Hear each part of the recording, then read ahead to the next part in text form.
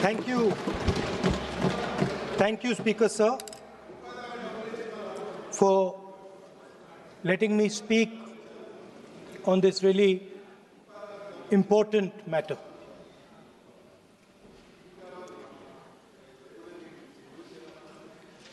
Speaker, sir, have you ever wondered why Mahatma Gandhi laid such emphasis on khadi? Why was it that he framed the entire Indian freedom struggle around the concept of khadi? And why is it that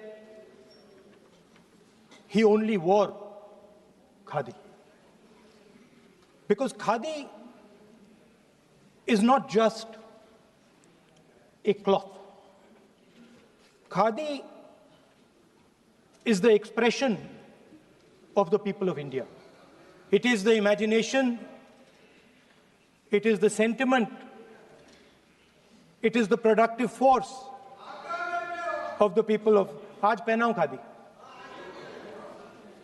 It is the expression of the people of India. Speaker, sir, whichever state you go to, you will find different fabrics. There's the Himachali cap, Assamese gamcha, Banarsi sari, Kanchipuram sari, Naga jacket, and you will find that all these fabrics represent the people. When the people of Assam give you the gamcha, they're not just giving you a piece of cloth. They're giving you an expression. They're giving you a piece of their history, their tradition, their future, their imagination.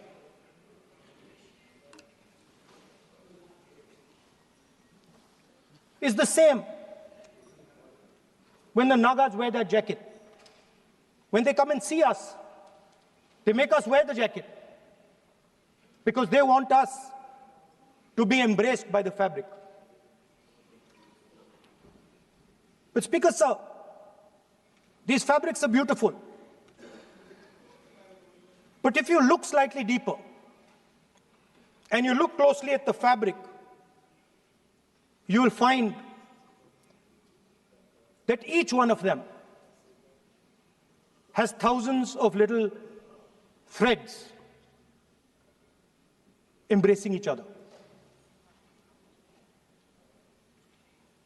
A Kanchipuram sari might have a golden thread, but the golden thread means nothing without the green thread or the yellow thread near it. The other thing to notice about the sari or any other fabric is that all the threads are equal. No one thread is superior to another thread. They all come together. The threads cannot protect you. The threads cannot keep you warm. But when they come together as a fabric, they can keep you warm, they can protect you, they can express what you have in the heart. Speaker, sir, in the same way, our nation is also a fabric. It's a fabric made up of 1.4 billion people, and the fabric is woven together by the vote. Let me repeat it. It is a fabric of 1.5 billion people, and it is woven together by the vote. Everything that we see, in fact, this house where I'm standing today, the Lok Sabha, Rajya Sabha, Vidhan Sabhas across the country, Panchayats across the country, none of them would exist if the vote did not exist. We talk with great pride about HAL, BHEL, ONGC, Tejas, Chandrayaan. We have a list of things we say. Not one of those would exist without the vote.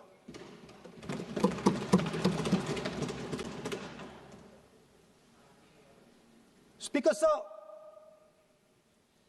it is the idea that every thread, every person in the Union of India is equal that disturbs my friends in the RSS. They are happy to see the fabric, but they cannot stand the idea that every single person in the fabric of our country, regardless of what religion they come from, regardless of what community they come from, regardless of what language they speak, should be equal. Because they fundamentally do not believe in equality.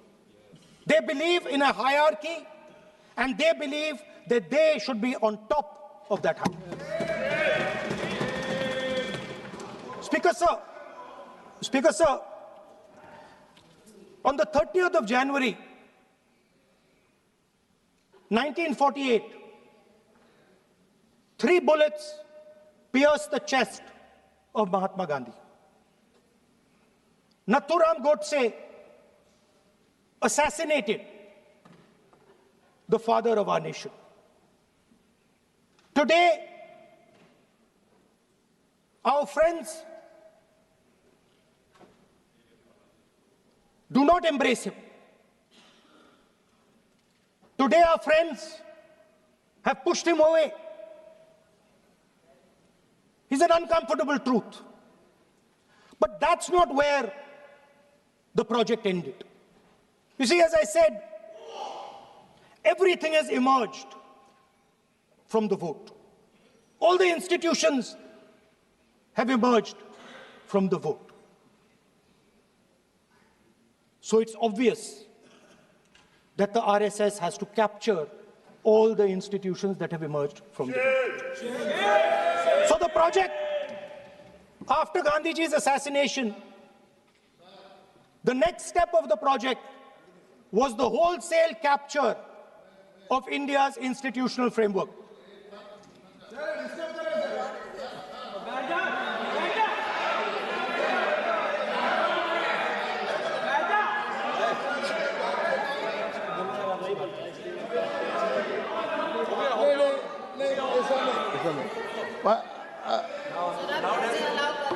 So what is this, sir? Sir, अभी नहीं पहना हुआ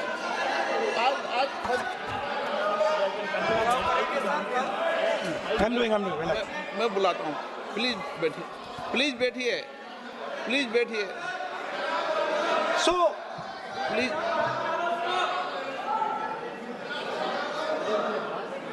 sir, आप बोले पर हाथ मत जोड़े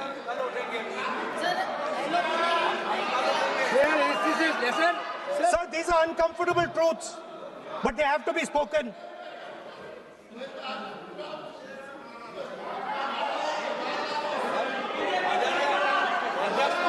कितना खादी पैसे थे थोड़ा बता दे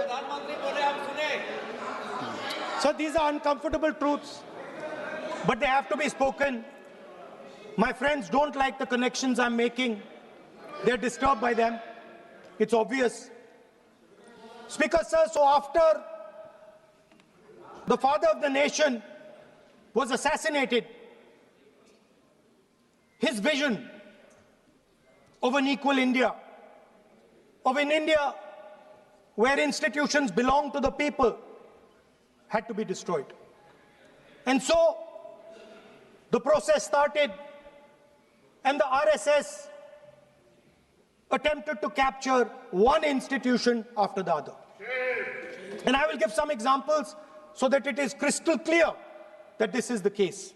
Everybody knows how vice chancellors are placed on top of Indian universities today. Every single person knows this.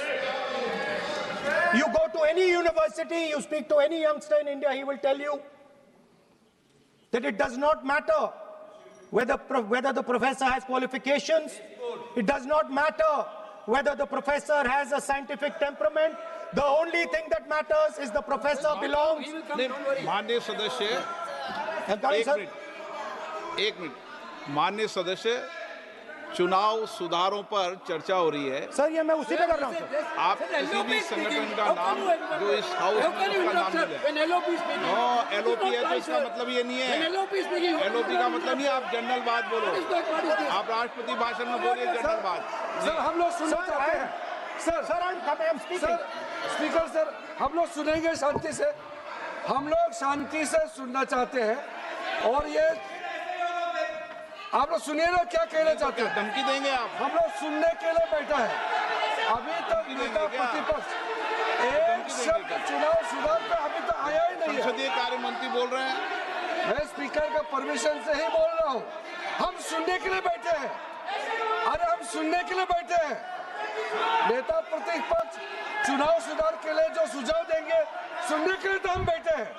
लेकिन चुनाव सुधार को नहीं बोलते हुए कहा जो इस सदन से कोई वास्ता नहीं, जो संगठन उसका कहानी किसी और का बोलना, ये कोई उचित नहीं है। समय बहुमूल्य है, समय का मर्यादा भी है। सबका सब यहाँ सुनने के लिए बैठे हैं और ये समय बहुत कीमती है। इसलिए हर एक पल अच्छा शब्दों का कोई अच्छा ज्ञान दे, सुझाव दे, सुनने के लिए हम लोग बैठे हैं। मेरा एक सीमित अनुरोध है नेता प्रतिपक्ष से, आप विषय पर ही रहिए। हम लोग सब बैठे हैं, गृह मंत्री जी भी सुनने के लिए बैठे हैं, लेकिन आप विषय पर नहीं बोलेंगे तो जो विषय तय किया गया है उसका क्या मतलब है? अगर चुनाव सुधार पर ही नहीं बोलेंगे तो फिर इतना समय सबका क्यों बर्बाद करना चाहते हैं नेता प्रतिपक्ष? Should I leave? Then you speak. He ended you. Should I leave? You speak then. You speak. What is it? You are parliamentary affairs minister. You are a parliamentary affairs minister. You are disturbing the lobby. How can it be? You are a parliamentary affairs minister. You are disturbing the lobby. Subject में नहीं आपका LOB. आपका LOB subject में नहीं. ये विषय कर रहे हैं. The discussion, one second. The discussion is about the vote and electoral. The discussion is about the vote. एक मिनट। सर, मुझे बोलने दीजिए। एक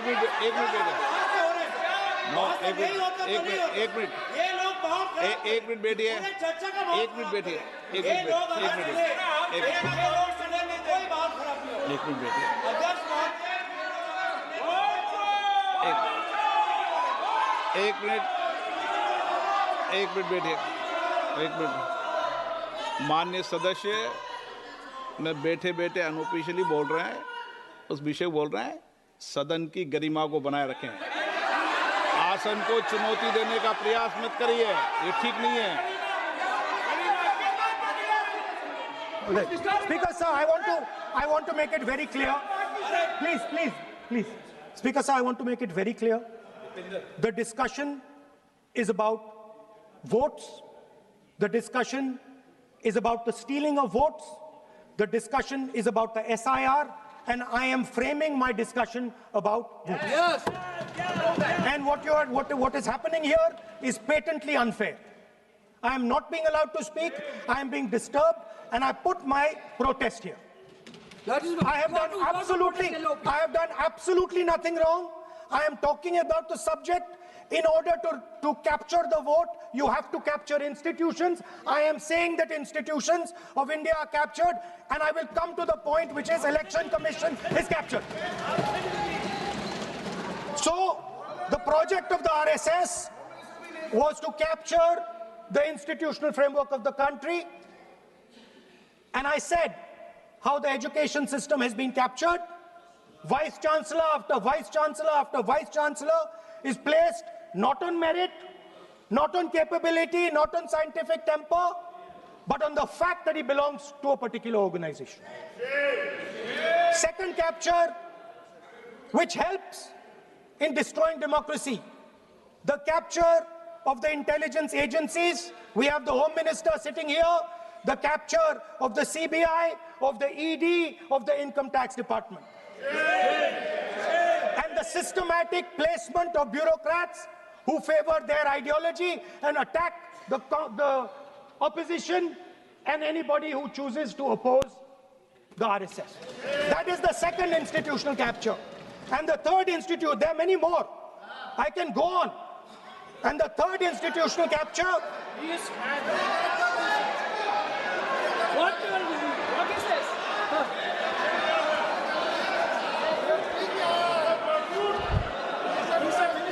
मानिए प्लीज मानिए. Yes, become Sonai.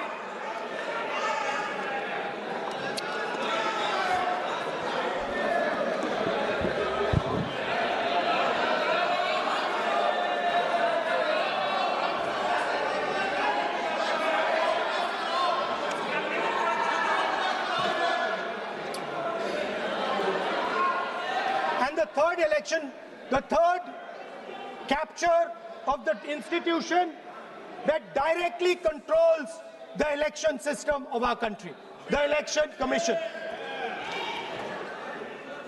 Now, I'm not saying this without proof. I have put forth adequate proof about how the Election Commission is colluding with those in power to shape the elections. But I want to ask three questions first, which will make it very clear that the BJP is directing and using the Election Commission to damage India's democracy. The first question, why is it that the CJI was removed from the selection panel of the Election Commissioner? What motivation could there be to remove the CJI? Do we not believe in the CJI? Of course we believe in the CJI. Why is he not in that room? I sit in that room. It is so-called a democratic decision. On one side, Prime Minister Narendra Modi and Mr. Amit Shah. On the other side, the leader of the opposition. I have no voice in that room. What they decide is what happens. So the first question, why is the Prime Minister and Amit Shah so keen on choosing exactly who the Election Commissioner is going to be? Second question, and even more devastating question, no Prime Minister has done this in the history of India. In December 2023, this government changed the law. They changed the law to make sure that no election commissioner could be punished for any action they take while they are election commissioner. Yes. Immunity. Why would the Prime Minister and Home Minister give this gift of immunity to the election commissioner? Why would they need to give this tremendous gift that no Prime Minister has given ever before to the election commissioner? Yes. Mr. Shah is looking into the ceiling. Maybe he will answer this question when he speaks. And finally, why was the law with regards to CCTVs and the data that they contain changed? Why was a law put in place that allows the Election Commission to destroy CCTV footage 45 days after the election? What is the need? The answer given is it is a question of data. It is not a question of data. It is a question of stealing the election. Now, what is the result of this institutional capture? What is the result of controlling the Chief Election Commissioner and the Election Commission? First of all, we have a set of election campaigns that are tailored for the Prime Minister. 3-month, 4-month, 5-month long campaigns are taking place. so that the Prime Minister's schedule can be fitted in to the program. Second, we have a Brazilian woman who appears 22 times on the voter list of Haryana. Please. No. 22 times this lady appears. एक minute please एक minute. आप नेता प्रतिपक्ष है, मैं इस तरीके से सदन की कार्रवाई नहीं चलने दूंगा। ये सदन है, सदन की गरिमा को बनाए रखें। आप सदन की गरिमा से बोलेंगे तो ठीक नहीं, जैसे सदन नहीं चलेगा। नो, गलत तरीका है आपका, नहीं होगा। आप ले रहिए, आप ले रहिए। नहीं, माननीय प्रतिपक्ष के नेता, आप पहले अपने सदस्यों को समझाइए। नहीं चलेगा, नहीं, ठीक नहीं है। नो, नहीं, बिल्कुल नहीं चलेगा। अगर आप सर माननीय प्रतिपक्ष के नेता, आप अपने सदस्यों को गरिमा समझाइए। सर, बट ये तरीका आप इतने सालों तक यहाँ पर हैं, ये तरीका उचित है क्या?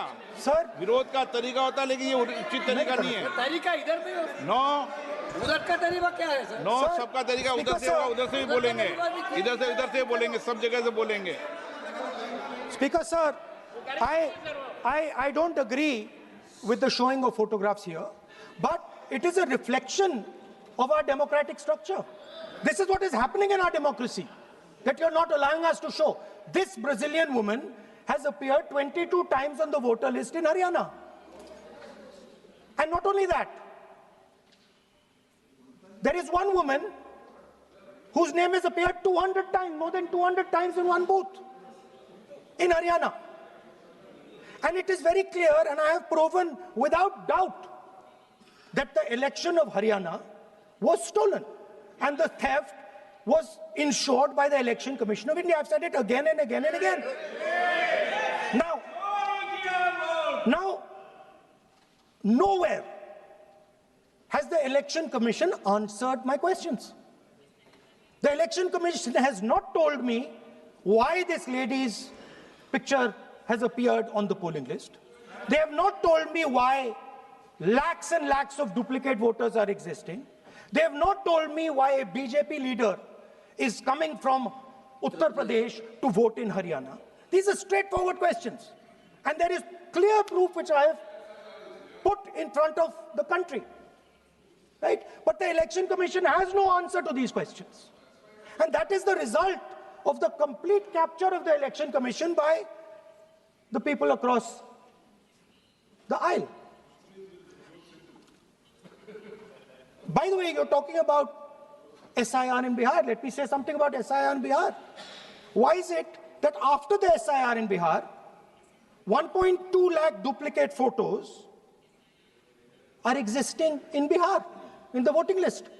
If you've cleaned up the voting list, why are there 1.2 lakh duplicates in Bihar? And we've not just proven this about Haryana. We have proven this in Karnataka, we have proven this in Maharashtra, and I'm absolutely certain this is how you're winning elections in Madhya Pradesh, in Uttar Pradesh, in Bihar, across the country. Now, so what I'm putting on the table is, it is very clear that you've captured the institution. I've shown the mechanism of that capture. I'm also showing you how the Election Commission is doing things that are completely out of line. I'm not getting any answers. Right? So now, let us come to how, when we are talking about electoral reform. Electoral reform is very simple. The point is, nobody wants to do it. The government doesn't want to do it. What does electoral reform require? What we've been saying. Number one, give machine-readable voter lists to all political parties 1 month before the election. That's the first step. The second step is take back the law that allows the destruction of CCTVs, CCTV footage. Very simple, not difficult. While you're doing that, also tell us what is the architecture of the EVM. Give us access to the EVM. Let our experts go and see what is inside the EVM. Till today, we have not had access to the EVM. We are not shown the architecture of the EVM. We're not physically allowed to go and see an EVM.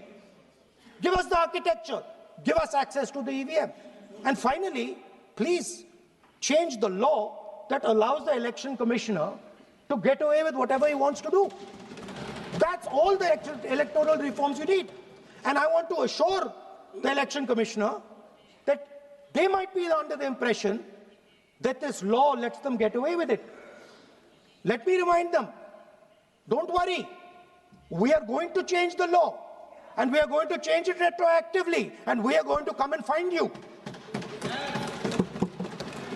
Right? So this is the situation that the country is faced with. You know, everybody says to us, India is the biggest democracy. Actually, I was thinking today, we're not just the biggest democracy, we're the greatest democracy. And I'm not saying it just like that.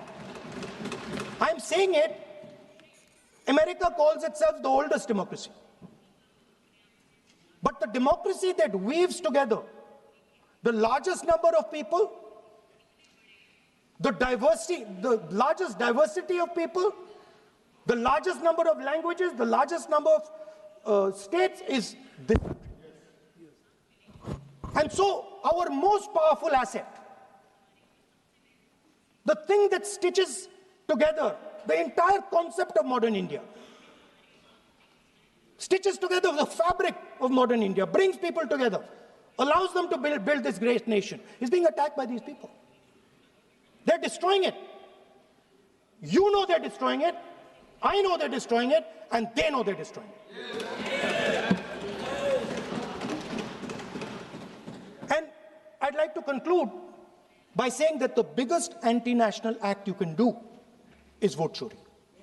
There is no bigger anti-national act that you can do than vote chori.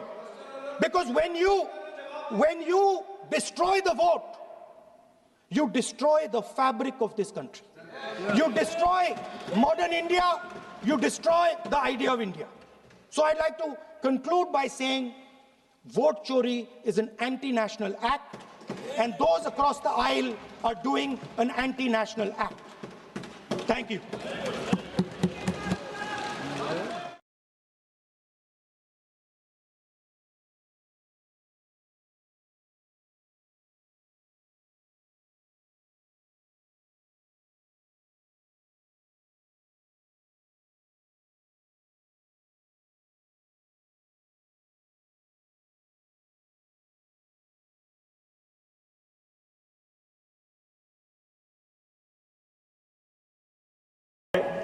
आप